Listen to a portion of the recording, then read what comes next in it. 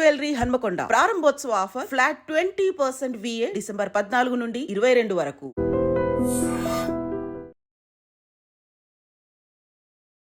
నమస్తే, నేను Kavitha. Welcome to I dream. Spinner Ravichandran Ashwin ఒక కీలకమైన సంచలనమైనటువంటి నిర్ణయం తీసుకున్నారు. సుదీర్ఘ క్రికెట్కు గుడ్ బై చెప్తున్నట్టుగా ప్రకటన చేశారు. అన్ని ఫార్మాట్ల నుంచి రిటైర్మెంట్ తీసుకుంటున్నట్లుగా అనౌన్స్ చేశారు. ఎందుకని ఇంత సడన్ డెసిషన్ తీసుకోవాల్సినటువంటి అవసరం ఏర్పడింది? తర్వాత ఎవరు ఆ స్థానాన్ని భర్తీ చేస్తారు? మనతో పాటుగా ఉన్నారు sports analyst, cricket commentator Venkatesh గారు. వెంకటేష్ గారు, నమస్కారం అండి. ఎందుకని ఇంత సడన్ డెసిషన్ రవిచంద్రన్ అశ్విన్ తీసుకున్నారు? ముందుగా ఒకటి చెప్పాలండి, ఇప్పుడు మిడిల్ ఆఫ్ ఆస్ట్రేలియన్ టూర్ ఒక ఇండియన్ క్రికెటర్ రిటైర్ అవ్వడం ఫస్ట్ టైం ఏం కాదు. మీకు 2014కి వెళ్తే మహేంద్ర సింగ్ ధోని ఇదే రకంగా మిడిల్ ఆఫ్ ద టూర్ అతను కెప్టెన్, అప్పుడు కెప్టెన్సీ నుంచి టెస్ట్ క్రికెట్ నుంచి సడన్గా రిటైర్మెంట్ అనౌన్స్ చేసి ఇలాగే టెస్ట్ మ్యాచ్ ఆఖరి రోజున. సో ఇది మళ్ళీ జరిగింది. అదే దీని వెనకాల ఏదో సడన్గా అతనికి టీమ్ కెప్టెన్ కానీ కోచ్ కానీ ఏదో గొడవలైనవి, లేకపోతే సెలెక్టర్స్ కానీ సడన్గా ఏదో అతను నిర్ణయం తీసుకున్నాడు. దీంట్లో ఏదైనా ఒక కాన్స్పిరసీ థియరీ ఉందని నేను అనుకోను. ఒక కుట్రకోణం కానీ లేకపోతే ఎలాంటి వివాదానికి కానీ అవకాశం ఉందని అనుకోను. ఎందుకంటే అశ్విన్ ఏజ్ చూసుకుంటే ఈజ్ 38. మీరు రీసెంట్గా అతను ఆడిన సిరీస్ అగేన్స్ట్ న్యూజిలాండ్, ఆడిన సిరీస్లో అతను ఏమాత్రం బాగా పర్ఫామ్ చేయలేదు. వాషింగ్టన్ సుందర్కి ఛాన్స్ ఇచ్చారు ఆ సిరీస్లో. అతను off spinner, also from Tamil Nadu, much junior to Ashwin కంటే దాదాపు 15 ఏళ్ళు చిన్నవాడు. అతను షైన్ అయ్యాడు ఆ సిరీస్లో. ఒకనొక సందర్భంలో అశ్విన్కి అసలు బౌలింగ్ ఇవ్వలేదు రోహిత్ శర్మ. సో అశ్విన్ మీకు ఫస్ట్ చాయిస్. ఒకప్పుడు న్యూ బాల్తో బౌలింగ్ వేసాడు అశ్విన్. అలాంటిది అందరికంటే ఆఖరిని బౌలింగ్ ఇచ్చాడు ఒకనొక టెస్ట్ మ్యాచ్లో ఆ సిరీస్లో. సో అతని గ్రాఫ్ సడన్గా పడిపోయింది. So he is not getting wickets even at home. Even at home అనేది చాలా ఇంపార్టెంట్, ఎందుకంటే అతను వచ్చిన ఎక్కువ వికెట్స్ హోమ్లో వచ్చినాయి. రెండోది, ఈ సిరీస్లో అతను ఉన్నాడు, ముగ్గురు స్పిన్నర్స్ ఉన్నారు. దాంట్లో ముగ్గురిని 3 మ్యాచ్లు ఆడించారు. అశ్విన్ పింక్ బాల్ టెస్ట్లో ఆడాడు, పెద్దగా పర్ఫామ్ చేయలేదు, బ్యాటింగ్ కూడా పెద్దగా చేయలేదు. సో అతను ఇంకా టీంలో మళ్ళీ అతనికి రిమైనింగ్ 2 టెస్ట్ మ్యాచెస్లో అతనికి ప్లేస్ ఉండే అవకాశం కనబడలేదు ఫర్ 2 రీజన్స్. ఒకటి ఏంటంటే జడేజా చాలా అద్భుతంగా బ్యాటింగ్ చేశాడు, థర్డ్ టెస్ట్లో మనం డ్రా చేసుకోవడంలో అతను కీ రోల్ ప్లే చేశాడు. రెండోది ఏంటంటే మీకు నితీష్ కుమార్ రెడ్డి 5th బౌలర్గా మనకి బాగా అంది వచ్చాడు. 5th బౌలర్ కంటే కూడా batsmen who can bowl. So అతను ఉండగా మీరు రిమైనింగ్ 2 టెస్ట్ మ్యాచ్లో యూజువల్గా మనం ఏంటి మెల్బోర్న్లో కానీ సిడ్నీలో కానీ కొంచెం స్పిన్నర్స్కి అనుకూలంగా ఉంటుంది. గతంలో కూడా మన 2 స్పిన్నర్స్తో వెళ్ళిన పరిస్థితి ఉంది. కానీ ఇప్పుడు ఆ పరిస్థితి కనపట్లేదు, ఎందుకంటే నితీష్ కుమార్ రెడ్డి బ్యాటింగ్ బాగా చేస్తున్నాడు. అశ్విన్ని జడేజాని పెట్టారనుకోండి, నితీష్ని డ్రాప్ చేయాలి. ముగ్గురు పేస్ బౌలర్స్ ఎలాగూ ఉండాలి. సో ఆడిస్తే సిడ్నీలో బహుశా స్పిన్కి ఎక్కువగా అనుకూలించి సిడ్నీ, అక్కడ ఆడించే అవకాశం ఉంటుంది. కానీ ఇప్పుడున్న టీమ్ కాంపోజిషన్లో అతను ఉండే అవకాశం లేదు. రెండోది ఏంటంటే వాషింగ్టన్ సుందర్ ఆ రకంగా కూడా పెక్కింగ్ ఆర్డర్లో అతను ముందున్నాడు. ఎందుకంటే వాషింగ్టన్ బాగా పర్ఫామ్ చేస్తున్నాడు అండ్ ఈజ్ బెటర్ బ్యాట్స్మెన్, అంటే లెఫ్ట్ హ్యాండర్. సో ఇవన్నీ ఫ్యాక్టర్స్ తీసుకుంటే అతనికి writing is on the wall. క్లియర్గా అర్థమైన విషయం ఏంటంటే నాకు ఈ రిమైనింగ్ పార్ట్ ఆఫ్ ది సిరీస్లో ఉండే పరిస్థితి లేదు, అలాంటప్పుడు సీనియర్ మెంబర్గా అతను warming the bench has no meaning. So బహుశా ఆ కారణంగా అతను రిటైర్మెంట్ ప్రకటించినట్టుగా నాకు అనిపిస్తుంది. ప్రెస్ మీట్ అయింది టెస్ట్ మ్యాచ్ అవుతానే, అశ్విన్ రిటైర్మెంట్ అనౌన్స్ చేయగానే. దాంట్లో రోహిత్ శర్మని కూడా అడిగారు, ఎందుకని అశ్విన్ ఇంత సడన్గా అంటే, అది పర్త్ టెస్ట్ అప్పుడు నేను లేను, అప్పటి నుంచి అతను ఆ రకమైన ఆలోచనలో ఉన్నట్టుగా నాకు తెలిసింది. అయితే ఈ పింక్ బాల్ టెస్ట్ అప్పుడు నేను అడిగాను, you play this test match అన్నాను. ఆడిన తర్వాత ఈ టెస్ట్ మ్యాచ్ అతన్ని ఛాన్స్ ఇవ్వలేకపోయిన జడేజాకి ఇచ్చాం. ఫ్యూచర్లో కూడా అతనికి ఉండే మ్యాచ్లో అంటే 11లో ఉండే అవకాశాలు కనబడలేదు అన్నట్టుగా ఇండైరెక్ట్గా చెప్పాడు. సో అలాంటప్పుడు there was no point in him, ఎందుకంటే అతనికి అద్భుతమైన సెకండ్ కెరీర్ అది ఎదురు చూస్తూ ఉంది. అశ్విన్ మనకు తెలుసు, అశ్విన్ మనం ఏమంటాం, ప్రొఫెసర్, సైంటిస్ట్ అలా అంటాం. Very very intelligent cricketer. He follows the game very well and he analyzes the game very well. Already he is running a successful Tamil YouTube channel. తర్వాత అతని కామెంటరీలో కెరియర్, ఇప్పుడు క్రికెటర్స్ అందరూ ఇలా రిటైర్ అయ్యారు లేదు, అలా కామెంటేటర్స్గా మారిపోతున్నారు. They are having good lucrative career as a commentator. So ఆ కెరియర్ అతనికి ఎదురు చూస్తూ ఉంది. So there is no point in hanging out with the team. అక్కడ ఉండి చేసేదేం లేదు, టీంతో పాటు ఉండి డ్రింక్స్ మోసే పరిస్థితి అశ్విన్ లాంటి సీనియర్ క్రికెటర్కి ఇప్పుడు అవసరం లేదు. సో రైట్ టైంలో డెసిషన్ తీసుకున్నాడు. బిఫోర్ మనం ఏంటంటే కొన్నిసార్లు ఏమనుకుంటాం, అరే ఎందుకు ఇంకా ఆడుతున్నాడని చెప్పి అసలు సోషల్ మీడియాలో ఊరుకోవట్లేదు. కానీ కొంచెం హై నోట్లో ఉన్నాడు. ఎందుకంటే రీసెంట్గా బంగ్లాదేశ్తో జరిగిన టెస్ట్ మ్యాచ్ అట్ చెన్నై, అతను హోమ్ టెస్ట్, దాంట్లో ఒక సెంచరీ చేశాడు, 5 వికెట్స్ కూడా తీశాడు. సో అతనికి ఫేర్వెల్ టెస్ట్ లేదు అనుకోవడానికి లేదు. తను హోమ్లోనే ఒక మంచి పర్ఫార్మెన్స్తో అతను బంగ్లాదేశ్కి అగేన్స్ట్గా పర్ఫామ్ చేశాడు. ఒకటే బాధ ఏంటంటే సడన్గా అయింది. ఇప్పుడు మా టిమ్ సౌదీ నిన్నగాక మనం రిటైర్ అయ్యాడు. అతనికి ఆ టెస్ట్ మ్యాచ్లో బ్రహ్మాండమైన అతనికి ఫేర్వెల్ లభించింది. సో ఫేర్వెల్ టెస్ట్ మ్యాచ్ అనేది ఉంటే బాగుండేది.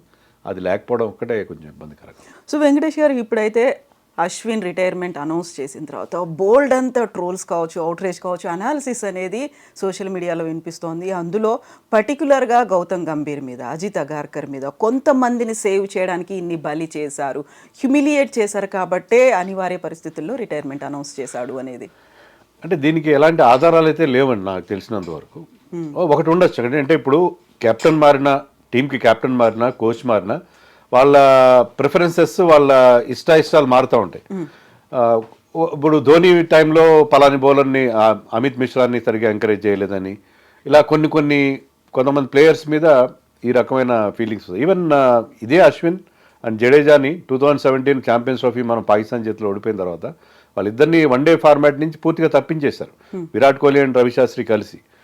తర్వాత ఒక సందర్భంలో రవిశాస్త్రి అప్పటి కోచ్ కూడా ఏమన్నాడంటే, మాకు out side India Ashwin is not our number 1 bowler, Kuldeep Yadav is our number 1 bowler అని ఇండియా కోచ్ స్వయంగా కూడా ప్రకటించాడు. సో కోచ్ల ఇష్టాలు మారుతూ ఉంటాయి. ఇప్పుడున్న పరిస్థితుల్లో నన్ను అడిగితే ఏంటంటే వాళ్ళని కూడా మనం పూర్తిగా తప్పుపడడానికి లేదు. అజిత్ అగార్కర్ కానీ, గంభీర్ని కానీ, టీమ్ కెప్టెన్గా ఉన్న రోహిత్ శర్మన్. రీసెంట్గా Ashwin figures, Ashwin returns as bowler, అతను వస్తున్న వికెట్ల సంఖ్య గణనీయంగా తగ్గిపోయింది. ముఖ్యంగా మనం న్యూజిలాండ్తో ఆడిన సిరీస్లో అతను పర్ఫామ్ చేయలేదు. న్యూజిలాండ్ టీంలో లెఫ్ట్ హ్యాండర్స్ ఎక్కువ ఉంటారు. Ashwin is always good against left handers. అతనికి వచ్చిన 537 టెస్ట్ వికెట్స్లో ఆల్మోస్ట్ 50% లెఫ్ట్ హ్యాండర్స్ వికెట్స్ ఉన్నాయి. కానీ లెఫ్ట్ హ్యాండర్స్ వికెట్స్ కూడా తీయట్లేదు అతను. ఇప్పుడు కరెంట్ టూర్లో కూడా ట్రావిస్ హెడ్ లాంటి బౌలర్ని అతను అవుట్ చేయలేకపోయాడు, బ్యాట్స్మెన్ అతను అవుట్ చేయలేకపోయాడు. సో అశ్విన్ ప్రతిభ సన్నగిల్లింది అన్న విషయంలో ఎవరికి సందేహం లేదు. Because of age factor 38 years వచ్చినాయి అతనికి. 38 ఇయర్స్ వచ్చినాయి. దానివల్ల అతని ప్రతిభ కాస్త సన్నగిలింది అన్న విషయంలో ఎవరికి డౌట్ లేదు. ప్లస్ ఈ పర్టికులర్ టూర్లో మన రిక్వైర్మెంట్ ఏంటంటే మనకి బ్యాటింగ్ ఎవరు టాప్ ఆర్డర్ సరిగ్గా ఆడలేదు, లోయర్ ఆర్డర్ మీద డిపెండ్ అవుతున్నాం. అక్కడ నితీష్ రెడ్డి ఉన్నాడు, జడేజా బాగా బ్యాటింగ్ చేస్తున్నాడు. Washington Sundar is a better batsmen than Ashwin. గతంలో ఇదే ఆస్ట్రేలియా టూర్లో, మనం లాస్ట్ టూర్లో ఆడినప్పుడు సిడ్నీ టెస్ట్లో విహారీతో కలిసి 42 ఓవర్ల పాటు బ్రహ్మాండంగా బ్యాటింగ్ చేసి మన టెస్ట్ సేవ్ చేశాడు. కానీ ఓవరాల్గా చూసుకుంటే ఏంటంటే అతను 6 టెస్ట్ సెంచరీ ఉన్నప్పటికీ కూడా దాంట్లో ఐ థింక్ 5 ఇండియాలోనే వచ్చి, 1 వెస్టిండీస్లో వచ్చింది. అతను సేనా కంట్రీస్లో అంత పెద్ద బ్యాట్స్మెన్ కాదు, allrounder. Is an allrounder. 3500 runs చేశాడు టెస్ట్లో. బట్ ఇవన్నీ ఫ్యాక్టర్స్ తీసుకుంటే అతను టీంలోకి మళ్ళీ ఫిగర్ అయ్యే అవకాశం, 11లోకి వచ్చే అవకాశాలు తక్కువగా ఉన్నాయి. అందుకని అశ్విన్ ఈ నిర్ణయం తీసుకున్నాడు తప్ప ఎలాంటి విషయంలో ఏదైనా ఉందో లేదో తెలియదు మనకి. కానీ ఒక్కటి నేను ఇక్కడ చెప్పదలుచుకుంది ఏంటంటే 2014లో ధోని సడన్గా రిటైర్మెంట్ ప్రకటించినప్పుడు అది ఇంకా చాలా controversial and sensational. Because he was captain then. Captains వదిలేశాడు, టెస్ట్ టీం నుంచి కూడా సడన్గా మిడిల్ ఆఫ్ ది టూర్లో రిటైర్మెంట్ ప్రకటించాడు. అది దానికి కారణం ఏంటో ఇప్పటివరకు ఇండియన్ క్రికెట్లో తెలియదు. తిరిగి 10 ఏళ్ళు అయింది. ఈ 10 ఏళ్లలో మనకి ధోని నుంచి కానీ, రవిశాస్త్రి నుంచి కానీ, విరాట్ కోహ్లీ తర్వాత కెప్టెన్ కోహ్లీ నుంచి కానీ దానికి కారణం అనేది మనకి ఎంతవరకు తెలియదు. అలాగే అశ్విన్ ఇప్పుడు హఠాత్తుగా రిటైర్మెంట్ ప్రకటించడానికి కారణం అనేది మనకైతే తెలియదు. మనం on the face of it మనం అనుకునేది ఏంటంటే కాంట్రవర్సీ ఉందని నేను అనుకోవట్లేదు. ఉండొచ్చు, ఎందుకంటే మనం అక్కడ తెలియదు 4 గోడల మధ్య ఏం జరిగింది, డ్రెస్సింగ్ రూమ్లో ఏం జరిగింది మనకు తెలియదు. గంభీర్తో అతనుకున్న ఈక్వేషన్ ఏంటి, రోహిత్తో అతనుకున్న ఈక్వేషన్ ఏంటి. లాస్ట్లో కూడా మనం చూసాం, మ్యాచ్ రిటైర్ అవ్వడానికి ముందు అతను విరాట్ కోహ్లీ పక్కనే కూర్చుని ఇద్దరు చాలాసేపు మాట్లాడుకోవడం. So is he having any complaint against Rohit? We don't know. రోహిత్తో కలిసి ప్రెస్ మీట్లో వచ్చాడు, ఇద్దరు కలిసి హగ్ చేసుకున్నారు, కానీ దాంట్లో ఆ వామ్త్ కనబడలేదు. ఉండొచ్చు, మనం ఓన్లీ మనకి ఏం జరిగిందో తెలియదు. కానీ చూస్తుంటే ఏంటంటే అశ్విన్ ఇప్పుడు రిటైర్ అవ్వడంలో కరెక్ట్ డెసిషన్ అని అనిపిస్తుంది. మనకి బాధ అనిపిస్తుంది, ఎందుకంటే అశ్విన్ లాంటి బౌలర్ మనకు దొరకడు. ఎందుకంటే అతను 2014 నుంచి మనం రీసెంట్గా మనం న్యూజిలాండ్తో ఓడిపోయే వరకు 17 సిరీస్లు హోమ్లో గెలిచాం మనం. వరుసగా 17 అన్బీటన్గా 17 సిరీస్లు గెలిచాం. దాంట్లో అంతా మన హీరో ఎవరంటే అశ్వినే hero. Player of the series award 11 సార్లు వచ్చింది. సిరీస్లో player of the series award 11 సార్లు వచ్చిన మరొక బౌలర్ ఎవరు? దట్ ఫినామినల్ బౌలర్ మురళీధరన్తో పాటు ఇతను కూడా 11 సార్లు player. So is a match winner. ఇలాంటి మ్యాచ్ విన్నర్ మన ఇండియాలో మనం హోంలో ఒక కంచుకోటగా ఉంది, మన దుర్భేద్యమైన కంచుకోటగా ఉంది. మనం హోంలో మన ఎవరు ఓడించలేరని మన ధీమా క్రియేట్ చేసిన వ్యక్తి ఎవరంటే అశ్విన్. సో అశ్విన్ రిటైర్ అయితే 38 ఇయర్స్ వచ్చినా అది ఎవరు పూడ్చలేని ఒక పెద్ద లోటు అది. దాంట్లో అయితే అలాంటి సందేహం లేదు. సో ఇప్పుడు ఒక మ్యాచ్ విన్నర్, ఇలాంటి ఒక గ్రేట్ రికార్డ్స్ని క్రియేట్ చేసినటువంటి అశ్విన్ సడన్గా అన్ని ఫార్మాట్స్ నుంచి రిటైర్మెంట్ ప్రకటించడం, అది కూడా వరుసగా జరిగినటువంటి టెస్ట్ మ్యాచ్ల్లో 3 టెస్ట్ మ్యాచ్లు అవుతే అందులో కేవలం ఒక్క దాంట్లోనే ఆయన్ని ఆడించడం, మిగతా రెండిట్లలో ఆడించరు అని తెలిసిన తర్వాత ఇప్పుడు ఎందుకు విరాట్ కోహ్లీనో లేకుంటే రోహిత్ శర్మనో జడేజానో సేవ్ చేయడానికి ఇన్ని బలి చేశారు అనేటువంటి అంత పేర్లతో సహా ఎందుకని అంతగా వినిపిస్తోంది? అంటే ఈ సిరీస్లో మనం ఆడుతున్న తీరులో మీకు మెయిన్గా మనకి ఇబ్బంది ఎక్కడ ఉందంటే బ్యాటింగ్లో ఉంది. బట్ రిటైర్ అయిందేమో ఒక బౌలర్ రిటైర్ అయ్యాడు. బౌలర్లో ఏం తప్పు చేయలేదు. బుమ్రా అద్భుతంగా బౌలింగ్ చేస్తున్నాడు, మిగతా బౌలర్స్ మన ఫెయిల్యూర్ అంతా బ్యాటింగ్లో ఉంది.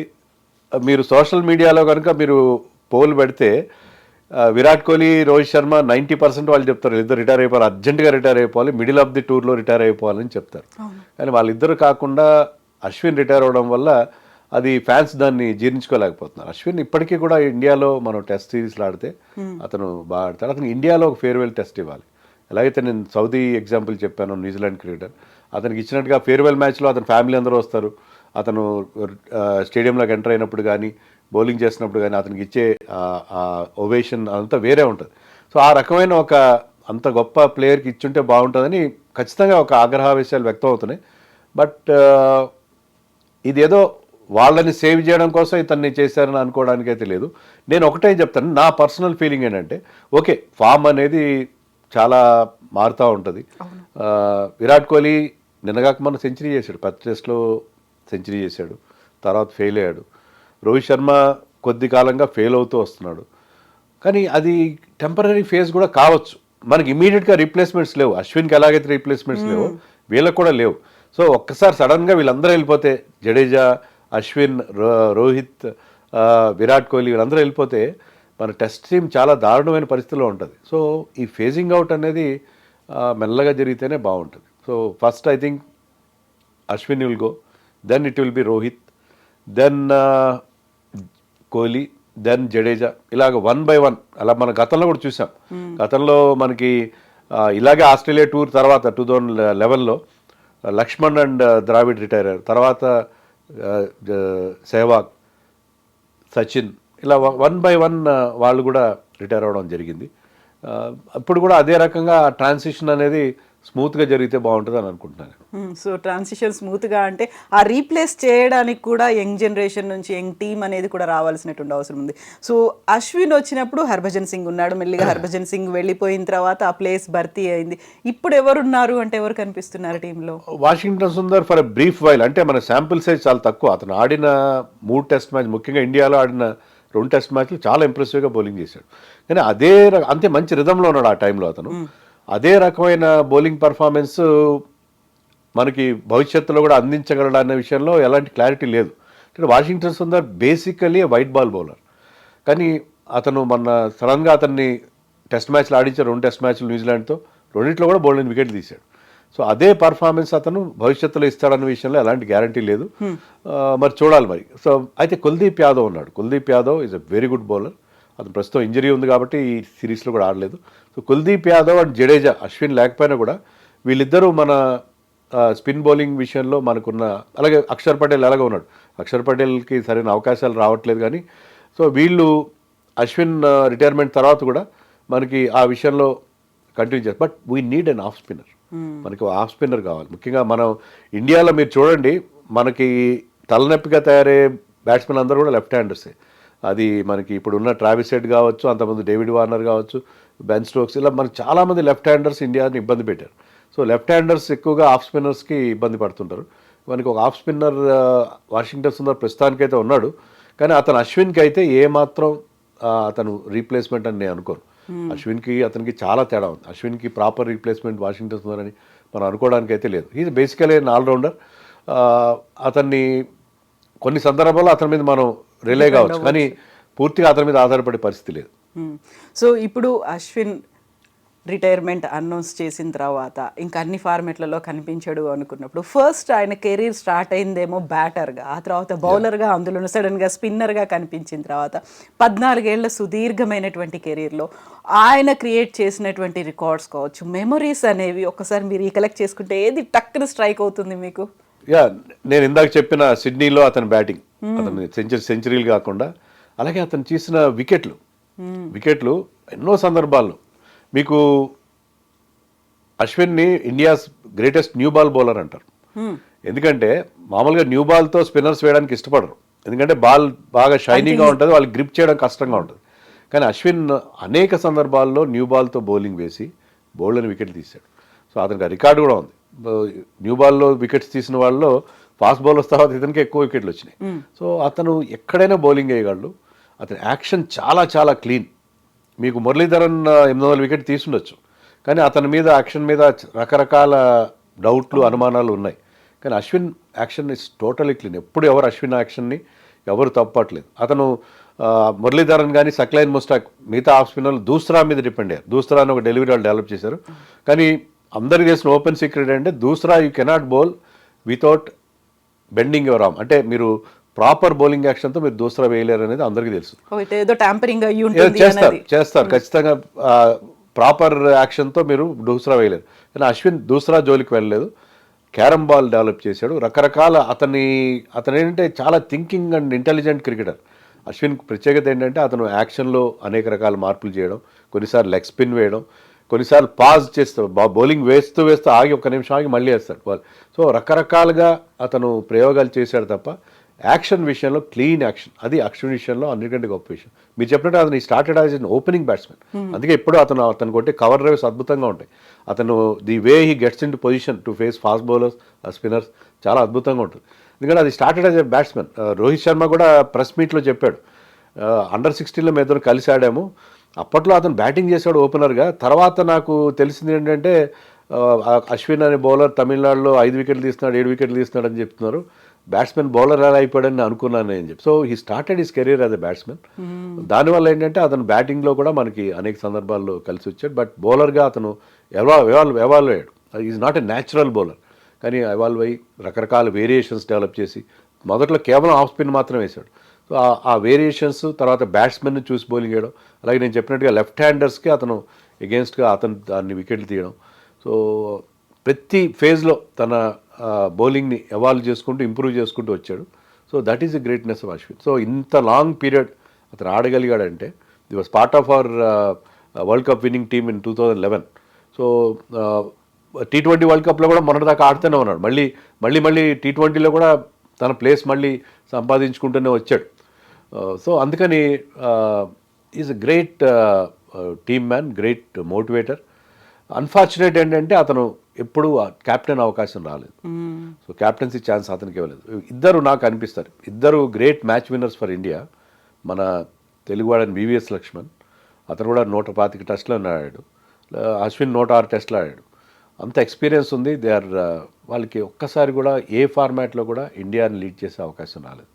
అది చాలా అన్ఫార్చునేట్. ఇంత సుదీర్ఘమైనటువంటి కెరీర్ ఉన్నప్పుడు క్రికెటర్స్తో బాండింగ్ కూడా అంతే గొప్పగా ఉంటుంది. IPL టీమ్ లీడ్ చేశాడు అతను. IPL పంజాబ్ టీమ్స్ లాంటి లీడ్ చేశాడు. Is a very good, he has got a very good cricketing brain like Bumrah. కానీ ఒక్కసారి కూడా అతనికి ఆ గౌరవం దక్కలేదు. సురేష్ రైనా లాంటి వాళ్ళు ఇండియా క్యాప్టెన్ చేశారు, చాలా మంది చేశారు. అజయ్ జడేజా చేశాడు ఇండియా క్యాప్టెన్గా, బట్ నాట్ అశ్విన్. అది కొంచెం అన్ఫార్చునేట్. సో విరాట్ కోహ్లీని హక్ చేసుకొని కన్నీళ్లు పెట్టుకున్నటువంటి వీడియో చాలా చాలా వైరల్ అనిపించింది. సో ఆల్మోస్ట్ అందరిలోనూ అదే భావోద్వేగం ఉన్నట్టుంది కదా, టీం మెంబర్స్ అందరిలోనూ ఎమోషనల్ మూమెంట్. అదే రోహిత్ శర్మ కూడా అదే చెప్పాడు. ఏంటంటే మేము కలిసి ఎన్నో మంచి విజయాలు పంచుకున్నాం, ఎన్నో గ్లోరియస్ మూమెంట్స్ మాకు కలిసి షేర్ చేసుకున్నాం. సో అలాంటి ఒక్కసారి ఖచ్చితంగా, ఎందుకంటే అశ్విన్ మనకి ఇండియాలో టెస్ట్ మ్యాచ్ అనగానే ఫస్ట్ రాసుకునే పేరు అశ్వినే ఉంటుంది. So Ashwin I think Ashwin తన క్యారియర్ స్టార్ట్ చేసిన తర్వాత 65 టెస్ట్ మ్యాచ్లు జరిగినాయి ఇండియాలో. 65 టెస్ట్ మ్యాచ్లో కూడా అశ్విన్ ఆడాడు. సో ఈ never missed in test match in India. After his debut. So ఇండియాలో టెస్ట్ మ్యాచ్ అంటే అశ్విన్ లేకుండా ఊహించుకోవడం చాలా కష్టం. అంత అద్భుతమైన పర్ఫార్మెన్స్ కూడా ఇచ్చాడు. సో అతని record speaks for it self. అద్భుతమైన రికార్డు ఉంది. 37 సందర్భాల్లో 5 వికెట్ హాల్స్ తీశాడు. అది సెకండ్ హైయెస్ట్. మురళీధరన్ పక్కన పెడితే షేన్ వార్న్తో ఈక్వల్గా. In fact Muralitharan and Shane Warne played many more test matches than Ashwin. Muralitharan 130 పైగా ఆడాడు, షేన్ వార్న్ 140 టెస్ట్లు ఆడాడు. Ashwin played only 106 test matches. కానీ హైయెస్ట్ 5 వికెట్ హాల్స్లో వాళ్ళతో సమానంగా అతను ఉన్నాడు. అది అతను గ్రేటెస్ట్. ఆ లోటు అయితే కనిపిస్తుంది రాబోయే ఖచ్చితంగా లేదు. అశ్విన్ మనం లేకుండా మన హోమ్ టెస్ట్ ఊహించుకోలేం. ఎందుకంటే హోమ్ టెస్ట్లో మామూలుగా టర్నింగ్ ట్రాక్స్ ఉంటాయి. ఒక 3-4 ఓవర్లు ఫాస్ట్ బౌలర్స్ వేసిన వెంటనే Ashwin starts warming up and Ashwin బౌలింగ్కి వచ్చేస్తాడు. సో హోమ్ టెస్ట్లో అది మనకి రొటీన్ అయిపోయింది. ఫస్ట్ చేంజ్ బౌలర్ అంటే అశ్విన్. సో అశ్విన్ లేకుండా హోమ్ టెస్ట్ ఊహించుకోవడం ఇన్ ఫ్యూచర్ చాలా కష్టంగా అనిపిస్తుంది. ఎస్, ఎనీవేస్ ఆయనకంటూ ఇంకొక సెకండ్ ఇన్నింగ్స్ అనేది ఉంది కాబట్టి కనీసం వాయిస్ అయినా వినొచ్చు. అశ్విన్ నుంచి మనం బోల్డ్ అంతా క్రికెట్ పరిజ్ఞానం సంపాదించి, ఎందుకంటే he has got lots and lots of knowledge.